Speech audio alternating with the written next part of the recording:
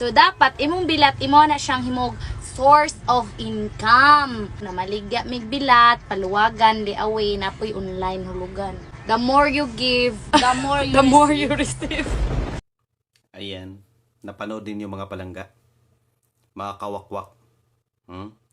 Ganyan na ba talaga kadesperado ang mga kabataan ngayon? Hindi naman lahat, no? Yun lang ang tanong ko, mga palangga. Grabe, naisip ba ninyo ang inyong kalagayan sa pagdating ng panahon kung ganyan man ang ibinubungad ninyo sa mga kababayang Pilipino natin? Marami ang mga matitino na kagaya ninyo na hindi naman gawain ang mga ganyang bagay. Pero kung pinapangalandakan ninyo ang ganitong uri na gawain, gawin lang ninyo, sa inyo lang yan. Huwag ninyo ipangalandakan sa buong Pilipino, sa mga matitino na mga kabataan na hindi kagaya ninyo. Ang dami-daming mga matitino dito na mga kababayan natin. Kayo lang ang gumagawa ng ikakasira ng inyong reputasyon bilang kabataan sa panahon ngayon. Nag-iba na talaga, ibang klase na talaga, marami ng pinagbabago, ang laking pinagbago na sa panahon ngayon. Tandaan ninyo, hindi lahat ng mga kalalakihan o kababaihan na nakilala ninyo sa social media ay totoong tao. Hindi lahat na. Makikita ninyo kung kayo ay pinapaasa, kawawa kayo pagdating ng panahon at pagdating ng araw.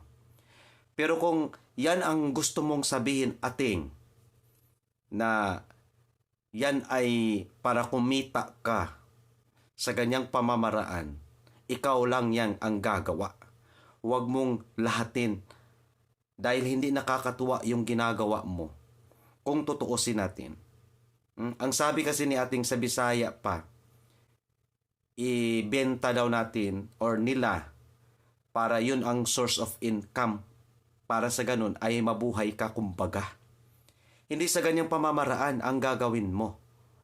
Kailangan, kung matino kang tao, kung matino kang babae, gumawa ka ng tunay na trabaho na masaya ka at maging proud ang iyong mga magulang sa iyong trabaho. Hindi sa ganyang klaseng trabaho. Sa bagay sa panahon ngayon, makikita mo naman talaga na sa social media, dinadaan ang mga bagay na yan. Pero hindi naman lahat. Pero itong nakikita ko dito na binigyan natin ng reaction ay hindi talaga maganda. Lalong-lalo na sa mga nakakapanood na makabataan ngayon. Okay? So yun lamang po yung aking masasabi. Sana ay wag nating tularan, wag ninyong tularan ang ginagawa nila dahil yan ay maling-mali talaga yan, mga langga.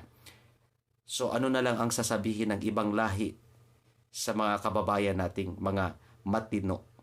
Kung kayo ang gustong gumawa niyang gawin ninyo, pero wag naman ninyong ipangalandakan na ganyan ang gawain upang sa ganun mabuhay ka. Okay, yun lamang po. Bye.